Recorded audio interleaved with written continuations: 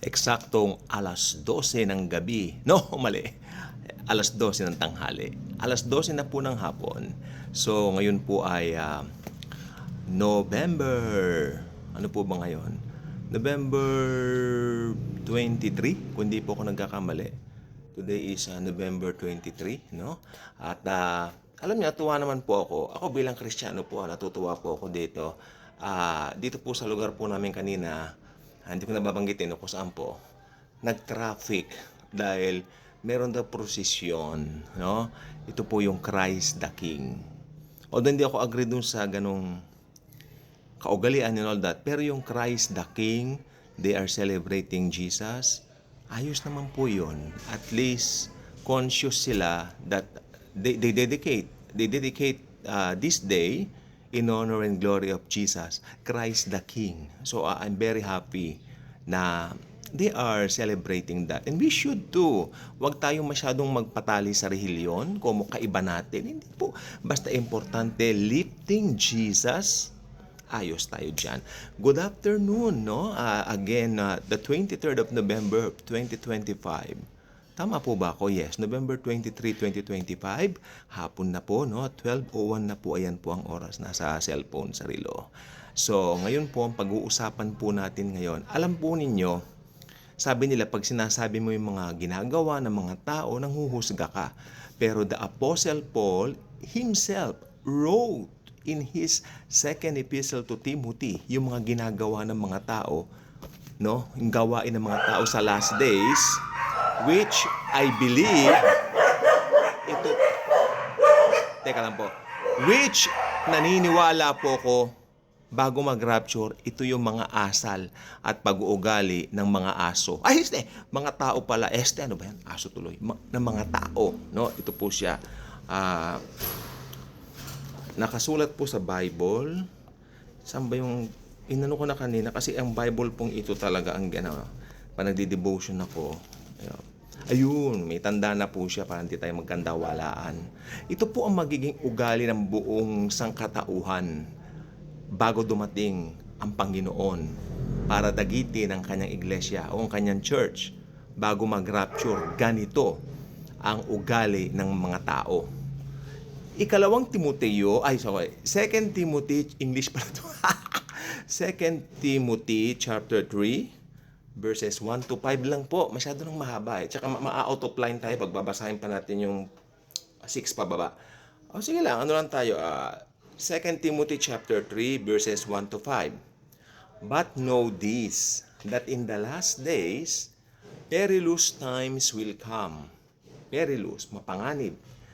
For men will be lovers of themselves. Mahalang sarili. Lovers of themselves. Hindi po ako may sabi yan. The Holy Bible. No?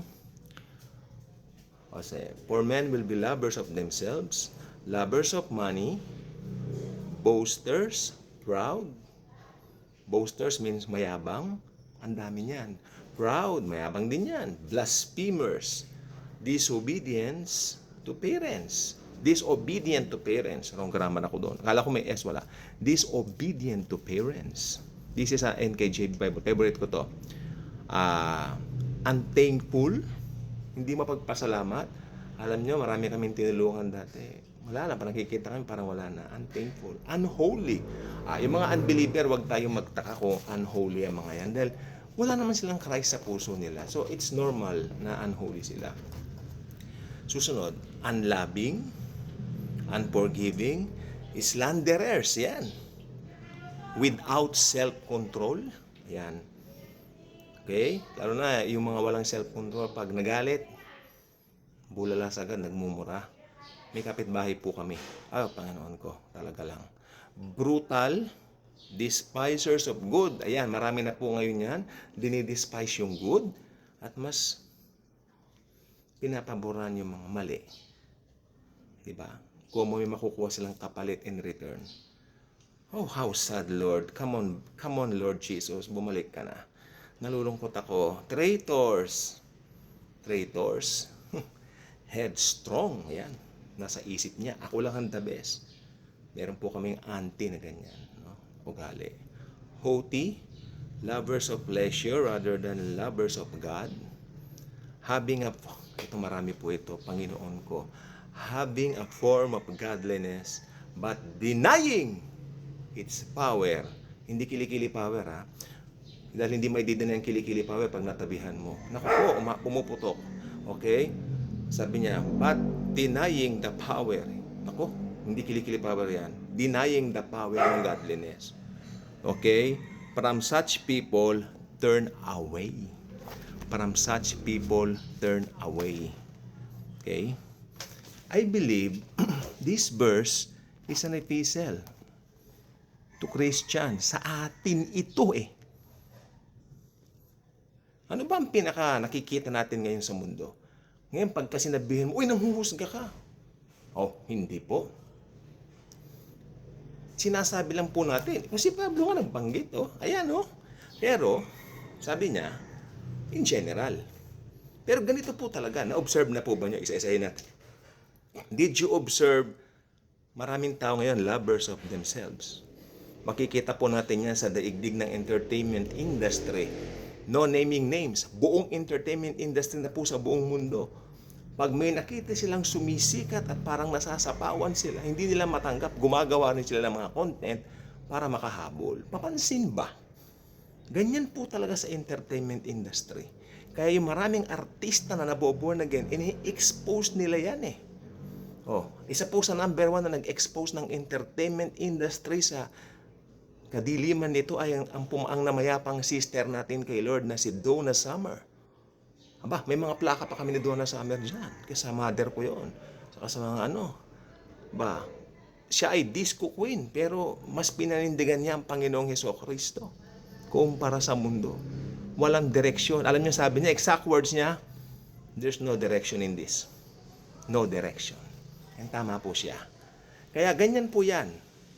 Gusto nagpapasapawan. Hindi lang po sa entertainment industry, sa atin din po, magkakapatid. Nag-aaway. Nag-iinggitan. Oh, lovers of money. Lovers of money. Makinig po kayo mabuti, ha. Ang sabi ni Paul dito, lovers of money. Okay? Kaya may sinabi po ang Bible sa ibang parte ng kasulatan. Sabi niya, the love of money, the root of all evils. Ang pag-ibig sa salapi, ang pinagmumulan at pinag-uugatan ng kademonyuhan at kadyabluhan sa sangkatawan. Maliwanag po yan. Hindi po yung pera mismo. Hindi yung pera mismo. Kundi ang pag-ibig dito sa salapi. Yan ang pinag-uugatan ng lahat. Ang dami ko na po nakitang pamilya magkakapatid na sira. Hindi na nag-uusap dahil sa salapi. Ano ba? Nakikita niyo na po ba yan sa paligid niyo? Okay. Blasphemers, disobedient to parents. Dito na lang po tayo sa blasphemers. Ang dami po ngayon sa Facebook, ang dami ngayon sa YouTube. They are blaspheming Jesus na gumagawa ng kung ano ng kalokohan na content. Number 3, unloving, unforgiving. Yan, marami po ngayon. Patatawarin kita kung ganito, ganyan. Magpatawad po tayo kasi si Jesus, pinatawad din tayo. Ang hindi lang marunong magpatawad mga unbelievers. Actually, sa unbelievers po itong mga ito eh. Ito yung dadatnan ng kapamakan, yung mga taong nito. Okay, tandaan nyo po, lahat ng tao pinanganak na makasalanan, kaya taglay nila ito. Makinig po mabuti. Hindi dahil sa taglay nila ang mga bagay at katangian na ito, doon sila maiiwan. Hindi po. Ang dahilan bakit sila maiiwan, because they don't know the Lord Jesus.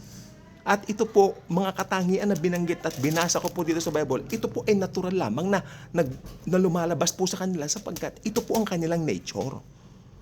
Their nature, yan, ay wala sa Panginoon. So hanggang doon lang po muna tayo. No? Traitors, headstrong, mayabang, haughty, lovers of pleasure rather than lovers of God. Nasa mga bar, pag may mga singer na from abroad dumarating, pero yayain mo sa Bible study, ayaw nila, uy, matatapos na po ako. Kaya kung hindi pa kayo ka-good vibes, maging ka-good vibes na kayo at i-share natin ang mga videos dito sa Daily Good Vibes. Dahil ang mga videos po dito sa Daily Good Vibes ay wala pong ibang itinataas, kundi ang Panginoong Hesukristo na nagmahal sa atin at nag-alay ng kanyang sarili sa atin. Maraming pong salamat sa inyo and God bless sa ating lahat. Thank you, Jesus. Hallelujah. Christ the King po ngayon, always, forever. Hallelujah.